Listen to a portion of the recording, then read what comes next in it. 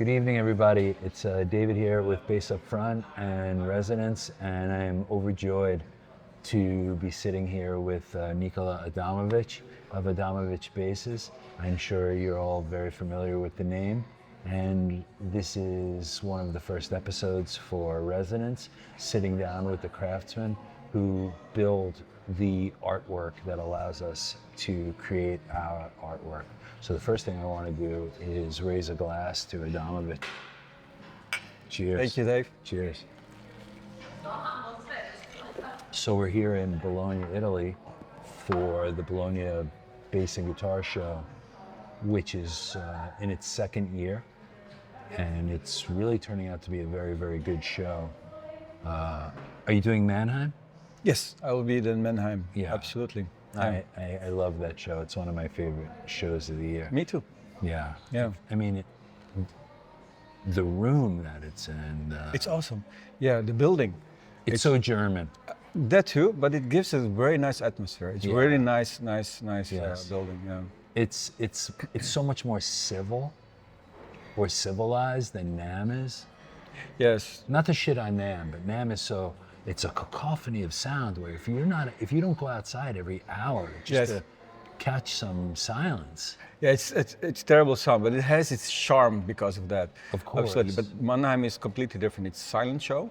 It's really nice old building, and it's very nice. It's kind of like distinguished. I think it's the world award. It's classy. Yeah, it is. And it's in a cool city also. Yeah, the city is nice, especially during the show. In the evenings, all the bars and restaurants are only musicians. I love that atmosphere. You go out, everywhere around you is musicians. Me too. Guitar player, bass players. I mean, what else do you want? It's like when I walk through New York City, certain parts of New York City, like by the New School or where there are music schools, and I see people I'm walking down the street and everybody's got a gig bag or they have a horn case or a stick bag for a drummer, and I'm like, yeah. You immediately feel at home. I feel Yeah, exactly. I'm among my people. That's true. And I really love that. And I'm somewhat of an introvert, which people are like, yeah, bullshit, you know. But when it comes to sitting with musicians or builders or anyone in the arts, I could talk with them for hours. Yes. You know? What I discovered when you go to a party, sometimes you go to a party where you don't know anybody. And every time you end up talking to somebody. And 9 out of 10 times, if I have a good time and I ask a little bit further, it's always a musician. Yes. Yes. It's in the summertime, if I wear a t-shirt, yes. You know, if I wear a t-shirt and someone sees this, the first question is, oh, you play guitar? And then 5 out of 10 times, there's a friendship. Yes. Yeah. That comes out of that. Yeah. And I'm immediately comfortable with that exactly. person. That's what I mean. Yes. As opposed to when you're 6 or 7 years old, you know, you say to we're men, so if we were boys, you'd say, oh, do you want to play with me? Do you want to ride bikes with me? But at 58 years old, you can still do that. If I come up to somebody, hey, you want to play with me? Ooh. It doesn't go, but if you're a musician, that's different. You can still play. Right. So some of my closest friends were either through sales, of going up on Reverb and meeting someone, or meeting a luthier and becoming friends with them through designing a bass, and then there's that commonality that ties the tie that binds. Yeah. So I'd like to talk to you a little bit more about your personal brand, because it is very highly regarded as a top tier brand, and congratulations for that. Thank you. Yes. So I have a series of questions, if you don't mind. Of course. Me asking you. Yeah. So for instance, when you built your very first instrument, was there a moment that you realized that this could become your life's work, or did this happen gradually? Not at all, actually, because I never aspired to be a bass builder. I always say I still don't know what I will do in my life. Even to this day? Even to this day. When you grow up? When I grow up, yes, I don't know what I will do, but the reason I started building basses is as a hobby, because I was playing bass and I was young and I had back problems. And I had really heavy bass, very poorly balanced. So I said, well, I shouldn't have back problems. So I wanted to have an ergonomic designed bass. So I went to stores and they were looking at me, what are you talking about? I mean, man up. What year was this? That was the late 90s. Okay. Late 90s. And there was no bass that's what ergonomics. You had some design like NS design, which are good, but it didn't fit my body. And so I couldn't find anything. So I had to build it. Yeah. So that's how I started. But never thinking I will build guitars.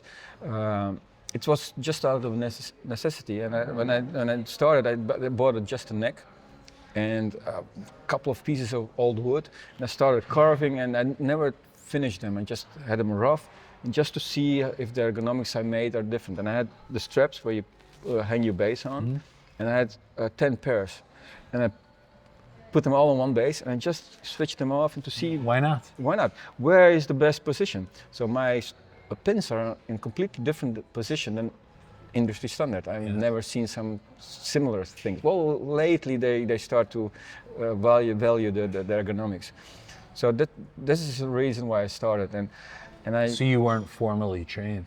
No, not at all. No, not at all. You didn't apprentice for anyone? No, no. I just started for myself, and I worked in corporate business. I was a manager.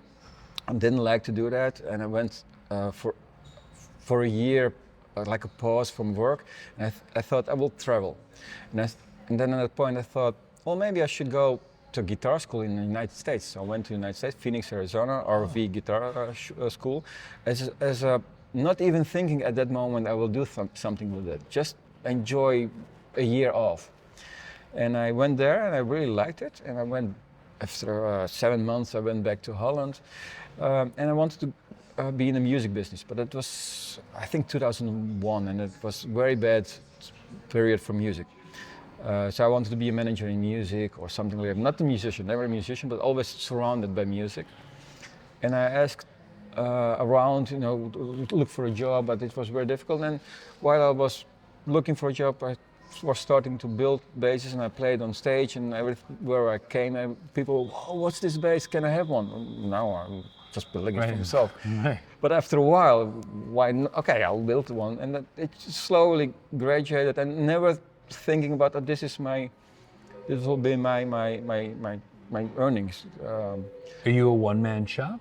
At that point, yes, I wasn't even a shop. I just did it in the kitchen and in the shed.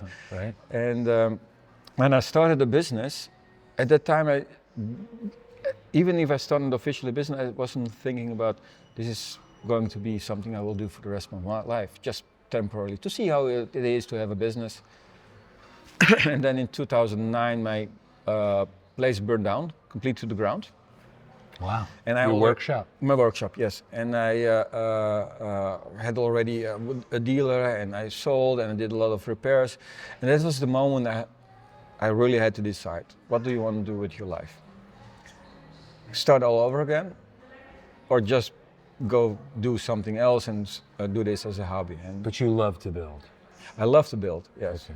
So at that moment I decided, well, I will go for it. Okay. And see what happens. So in the first years I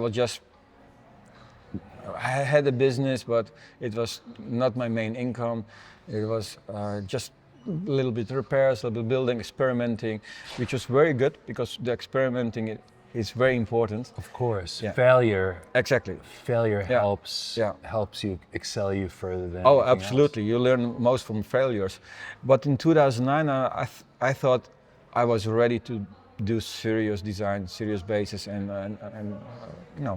When would conquer you the world. consider Adamovic took off?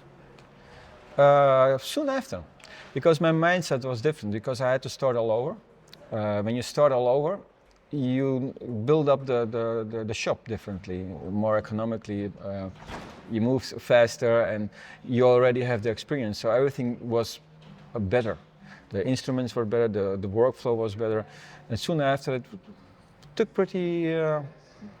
It was within a couple of years I had a few dealers, and my sales tripled. So, and that, yeah. Were you nervous about your first expo?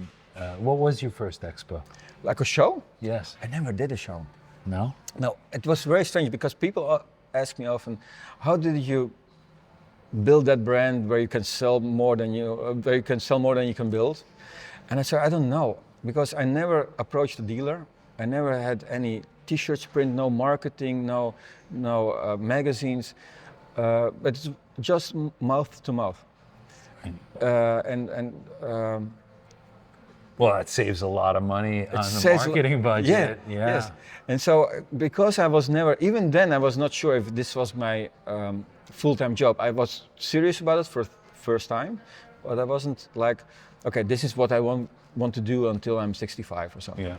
Yeah. But it just got bigger and bigger and bigger, and dealers liked what I had on my website. They liked the pictures. They ordered one to test, and they was like, oh, this is something special, and they sold it. Yes. So they ordered three at a time, and they sold all three. And once the dealer sees they can sell it, of course, then it goes much faster. Then I expanded, had employees and everything, and then just started getting bigger and bigger and bigger. So you're not shaving necks anymore? You're not sanding necks anymore? Well, since Corona, I had unfortunate things with my employees who got sick, so I'm downgrading now. And it's very hard to find good people, and I had great people, but they were not able to work anymore because of illness, which is very sad. But illness is very sad, but so is operational expenses. yes, both. Yeah. It's terrible for them, but for me it was also difficult because it's very expensive. So I decided to go back to my roots and start all over again. Yes. And now I'm on my own for the first time since 15 years. Now you're a one-man shop. One-man shop. Yes, for the first time in 15 years, and I had needed it for a year now, and I needed that year to get accustomed to things I didn't know how to do. I mean, I didn't know how to do it, but I didn't sand for 15 years. Right. And I had a big pile of bodies that I had to sand, and first I was, oh no, I have to sand, but I like it actually. It's liberating, no? It is. I like to listen to podcasts. I put my headset on and just sand and everything, and because I'm doing it now on my own, I see a lot of improvements. So in the last year, a lot of things improved because I'm doing it again, and now I have the idea to stay like this for at least a year or two more, and then even improve the quality and the workflow, and then I will think if I will get any more employees or not. But you know that, I mean, at least I've experienced that nobody gives a shit as much as the owner does. Yes, that's your name. Your name is on it. Yes, and that's the most difficult thing, because I know luthiers, as myself, see things that was not happy, but even if you point it out to a customer, he doesn't see it. Right. It's like playing in an original band. You make a mistake, nobody knows. People don't know the song. Yeah, that one note that you, everybody, what note? Even if you point it out, did you hear it? No, I cannot hear it. Oh, it sounded great. It sounded great. It sounded like shit. No, yeah, exactly. Yeah. Okay, it sounded great. Yeah. Okay. Yeah. Was Adamovic born from frustration with existing instruments, or from a vision of something you felt didn't yet exist? Initially from the first, because like the ergonomics, I was very frustrated that I couldn't find any ergonomic instruments. And that brought to a point when you have a vision and you say, well, if there's nothing, and then you start thinking about what is possible, and then you start thinking about, and there's the vision, and I had a clear vision what I wanted to do, because building ergonomic instruments that have a weird shape is not that difficult. I wanted the basses to look like normal bass. I want people to look at my bass and see, well, yeah, that's normal bass, but it's very, very much more ergonomic than an average bass. Well, to put together ergonomics, aesthetics, yes, and especially playability and tonality. That's it. That's 4 tough things to bring yes. together. Anybody can make not anybody, but there are specialty luthiers who specialize in one of the 4, 2 of the 4. Yes. Yeah. But not, you could have the coolest looking bass, but it sounds like shit, or you could have yes. a great sounding bass that has no style or panache or design. Yeah, and you nailed it. These 4 things, that were exactly what I wanted to achieve, all 4 of them. Right. It should play great, sound great, be ergonomic, and look nice. And it's a challenge, but 25 years later. Do you find that you are at a point where you're set in your ways, or you're still learning and still growing in your artistic endeavors? You never start growing, but Right. the amount of new things I do on my instruments is fewer and fewer over the years, because you cannot do a lot of things because I'm very happy about the designs, but I still do experiment with materials. Neckwood, I will introduce a new kind of laminating of the necks, which makes the neck much more stable on a single cut instrument. Yes. Which is always a problem because it kind of, it pulls at an angle. So little tweaks I will have always done, and just slowly improving and improving and improving and improving until I'm never happy. As far as do you do bolt on? Yes. Yeah. Yeah. What percentage of your instruments are bolt on Maybe 10. versus? Oh, 10%. Yes. And when you get custom orders, does a bass player generally want to bolt on to save money, or they want it for the playability? Maybe they want, but they shouldn't, because a bolt-on double cut instrument is completely different than a single cut glued-in instrument. And the reason is because when you pluck a string, the whole bass resonates and it absorbs the string energy. Yes. And not every instrument absorbs the same energy, but also not the same frequencies. So shorter neck is very much stiffer on a single cut than a very long neck on a double cut, and a bolt-on is also kind of weaker point than glued in. So the patterns that they absorb from a string is different. Do you find that shorter scale basses have better resonance than longer scale? No, scale is something different again. The longer the scale, the more aggressive the tone is. The shorter the scale, the more warmer, mellower the tone is, and a deeper bass. Yes. So it depends on what you're looking for. But still, on a shorter scale or on a longer scale, the difference between a single cut and double cut is different. And there's a reason why on a double cut bass that has a weak neck joint, like a Fender style neck joint, and a weak bolt-on, it's not bad, but it absorbs a lot of energy in the first couple of hundredths of a second, and you get the punch. It's an undefined tone. Yes. And this is what you want when you slap, when you play with a pick, Yes. when you play rock music, when you play punk, you need that punch. Yes. So that's the reason why all those people want a precision or a Fender, a jazz bass. But on a single coil, you get, because of the stiffness, you get a very fast reaction. You get immediately the pitch of the tone. So when you play chords, tapping, and fingerstyle a lot of notes per second, then you need a different kind of instrument. And there's a reason why you see so much single cut instruments in fusion jazz. Not because those people like the aesthetics of it, but they're drawn to it.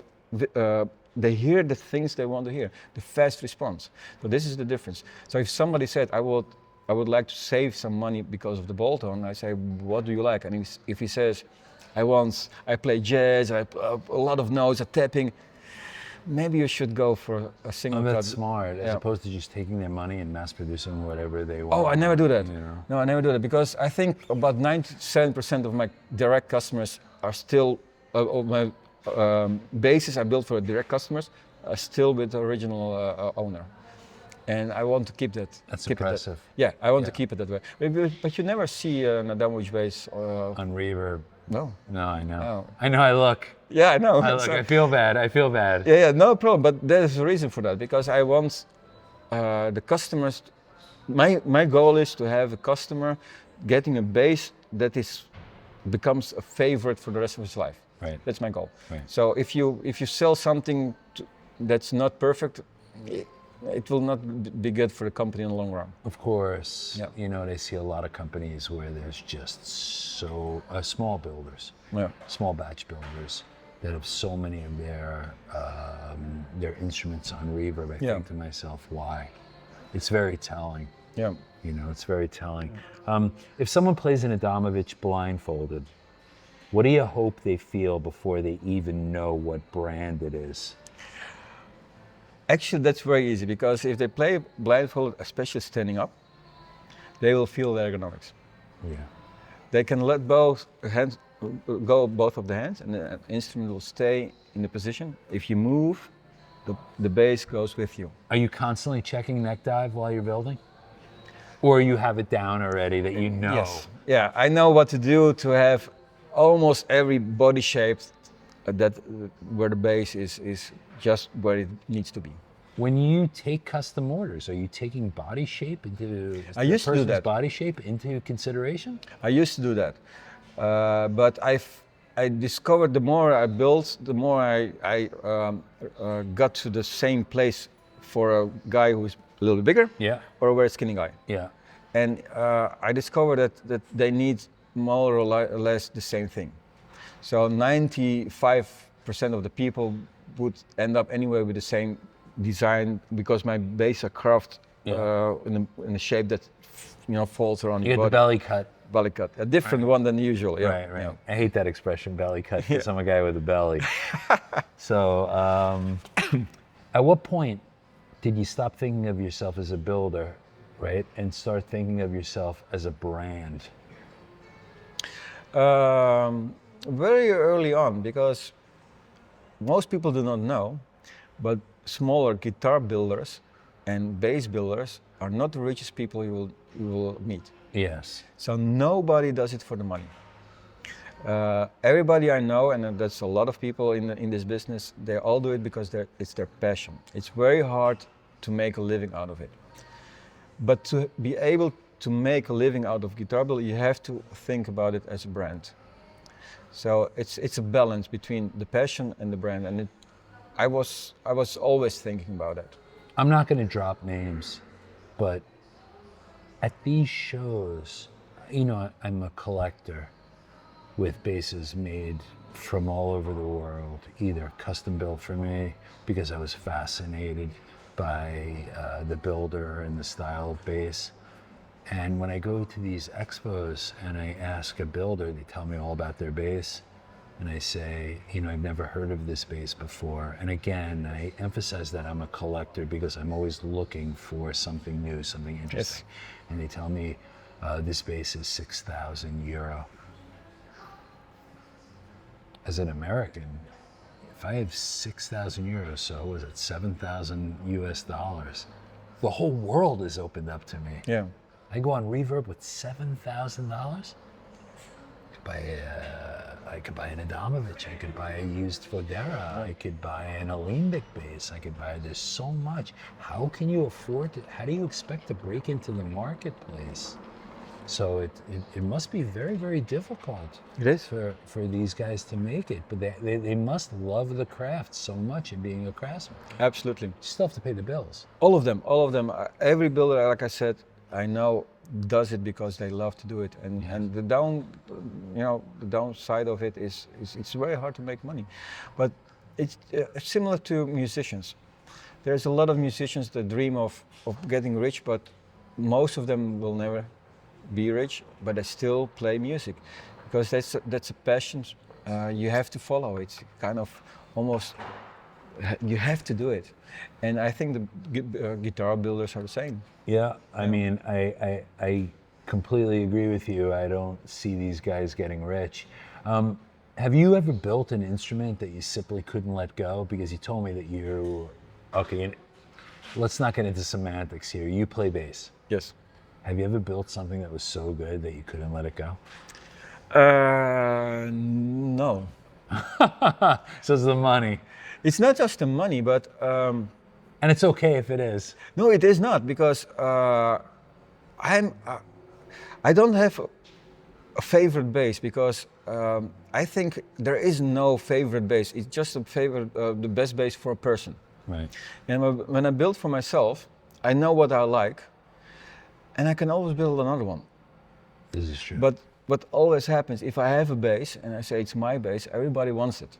So it's I never had a bass more than a year because I play it and everybody's, oh, I want the bass. Nah, not yet. Not. And then after a year, okay, I'll build another. Then I build another one and then I sell the old one.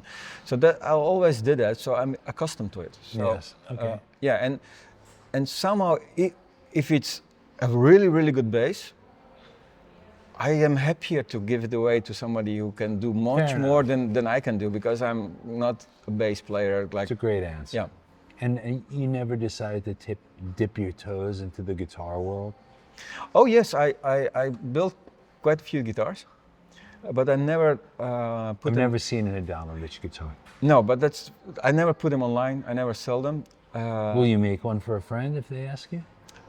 I could. I don't have the time anymore. But I built about 20 guitars. It's not- 20. You build 20 basses a year? Oh, you've built 20 guitars. Yeah, that's Okay. not that much, but I build some, and I have some really nice designs, and everybody, a lot of people like the design, but I have to, you have to choose what you want to do because I know exactly what to do to get what I want from a bass, and for a guitar, I'm still, I think, quite a beginner. So if I would go, I could potentially build a good guitar, but I love basses. Yeah. It's as simple as that. No, I understand. Yeah. And they're, again, I don't want to drop names, but I've met quite a few bass luthiers who gave up building guitars. Yeah. Quite a few luthiers who gave up building guitars just to build basses. Yeah. And it's funny also because Is it? I'm sorry to interrupt you. Is it easier or not really? Is it the same thing, building a guitar, building a bass? Is one easier to build than another? it's not that easier, but the longer the scale, the deeper the sound, the more important the construction is of the instrument.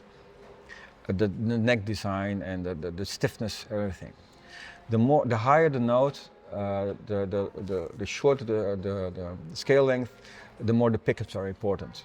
So that's the reason why a lot of guitar players always talk about pickups, and bass players talk more about the bass itself and the construction. Right. Because on a low B, if you have not a perfect built neck, it will not be good. Yeah. But the highest string on a guitar, somewhere around the 20th fret, Yeah. it doesn't matter how the guitar is built. Right. So, and so it's actually it's different. The construction-wise, a bass guitar is more difficult, but for a guitar, the pickup gets. It's really about the pickup. Do you have a preference between building 4, 5, and 6, or it doesn't matter to you? No, it doesn't matter at all. I myself are mostly 4-string player. Really? Yeah, but I also play 5-string. But what we sell is 60% 6-string. 60%. Sorry, 60% 5-string, Okay. and about 35 or more percent 6-string, Yeah. and maybe 5% 4-string. I guess I'm a purist. Even Yeah. if I went to 5-string, it would be E to C. Yeah. You know, for the melody. Yeah, yeah. You know? Because so many basses that, I mean, when I look for a bass, I look to make sure it can play well in drop D, drop C, Yep. maybe even drop B without that E string becoming too Floppy, yeah. floppy. Yeah. You know. That's the construction. Yeah. Yeah. Yeah. Your basses can handle drop B. Yeah. Depends on a 33-inch scale will have difficulty because the strings are just too floppy. So you'd say, what, go with a 36 for a... 35 should be okay. All right, we'll talk. Yeah. Okay. We'll talk about a build. What's more difficult today, building great instruments or protecting the soul of the company as it grows? Sorry, one more time. Yeah, what's more difficult today, building great instruments or protecting the company as it grows? Well, my company has shrunk over the last couple of years, so Yeah. it's not fair. But I don't know. It's for me. I already have my recipe. So Yeah. the building good basses. You have four models. Yes. Yes, 4 models, and 2 of them are almost the same. Like the Katana and the Halo are almost the same instruments.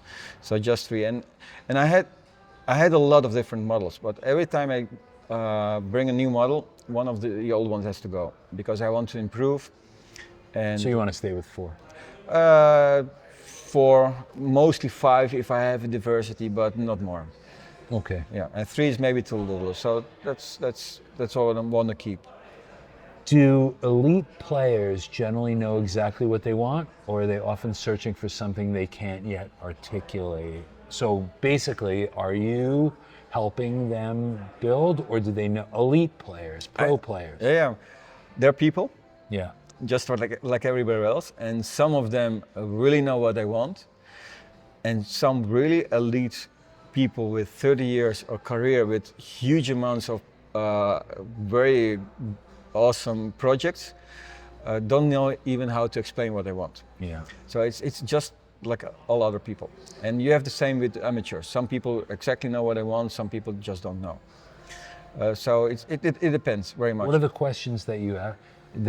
Okay, I'm not an elite player, but let's say that I was going on tour with my band, and I say I want a new Adamovic bass. Are you asking me certain questions in regards to what sound I'm looking for tonally? Yes, always. I want to know what you want in an instrument. I want to know about your history of the instruments. What did you like? What did you didn't like in a previous instrument or the one you already have? That's always the case. But there is a nice distinction between a very accomplished player and a hobby player.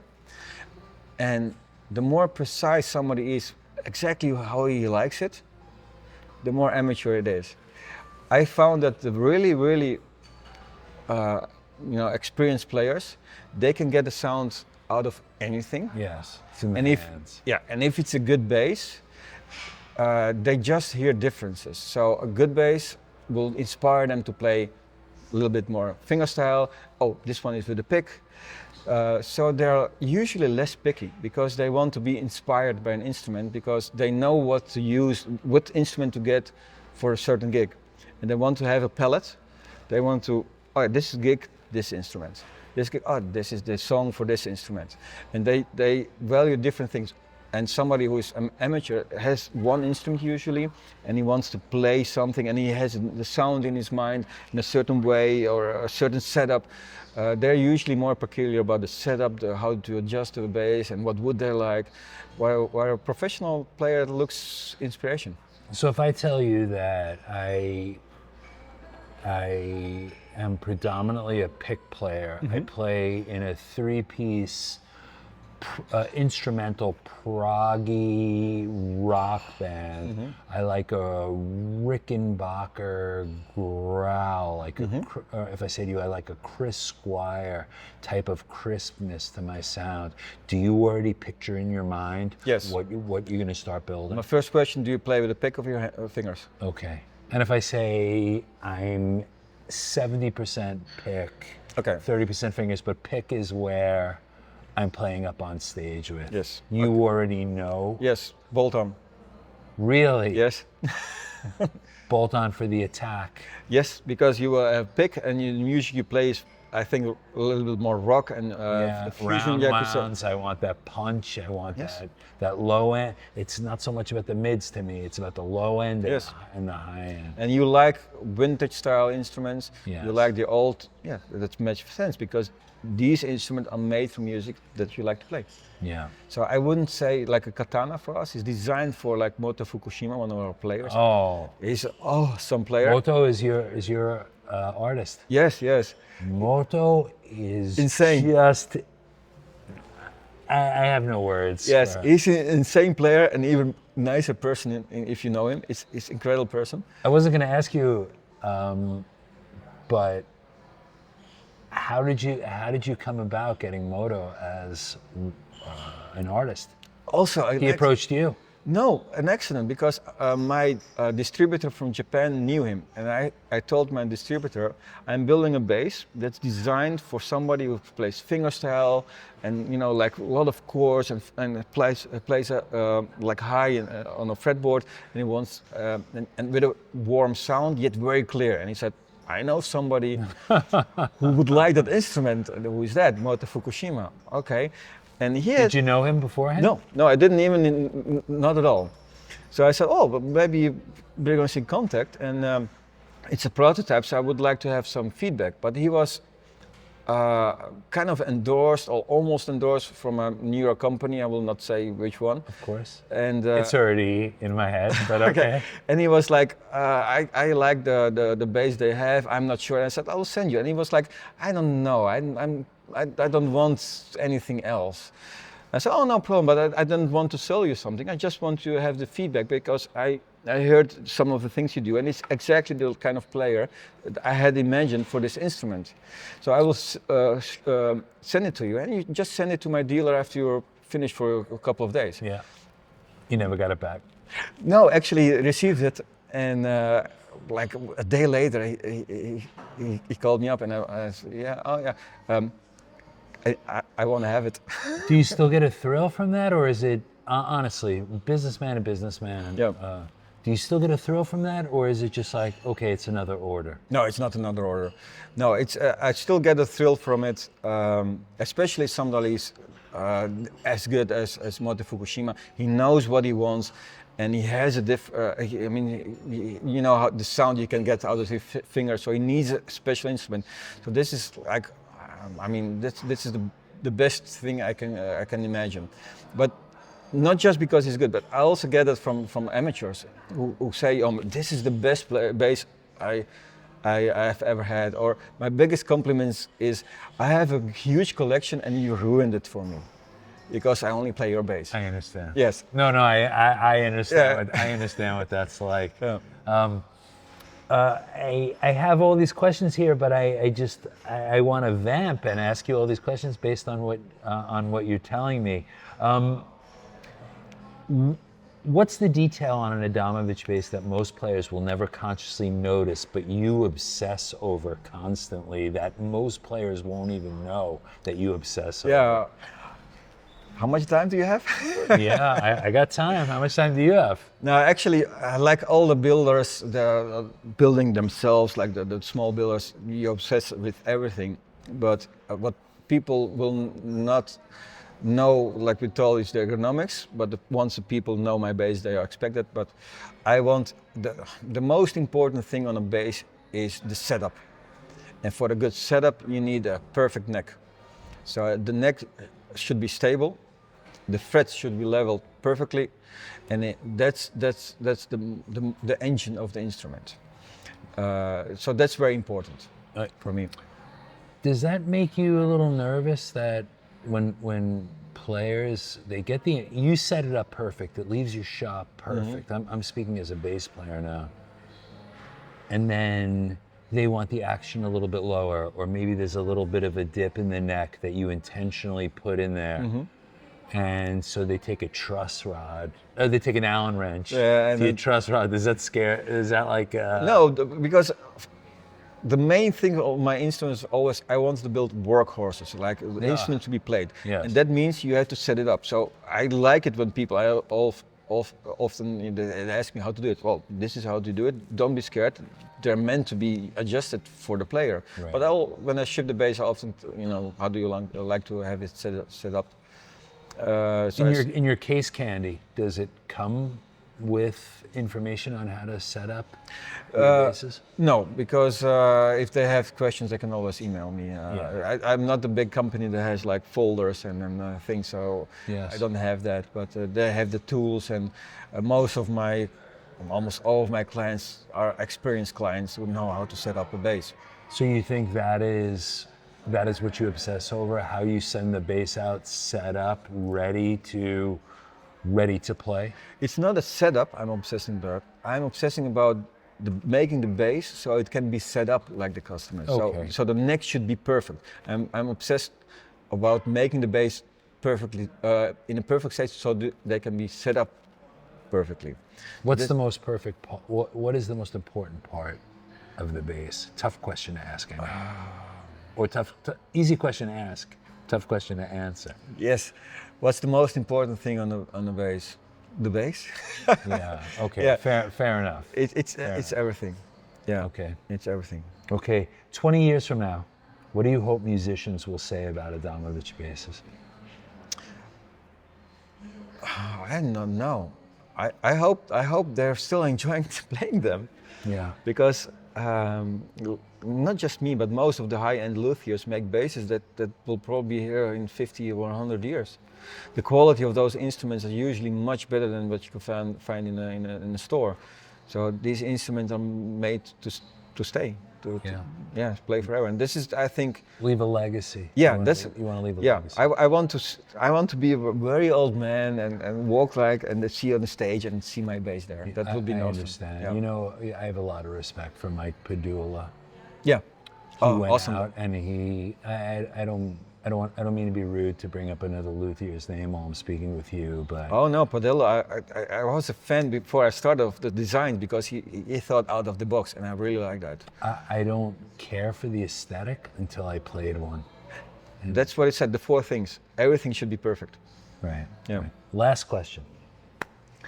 If you had to explain to a non-musician why bass matters emotionally, what do you tell them? Why is the bass important? Well, actually, it's very easy. Put on some music, remove the bass, and you stop dancing. That's what I tell people. You don't know what we do until we stop doing it. Exactly. It's the foundation of the modern music. It's What moves you. Together, the rhythm section, drum and bass, is the rhythm section that moves you.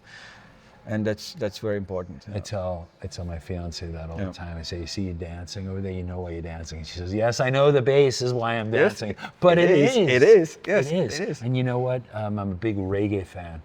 So reggae, there's not in a lot of dub reggae.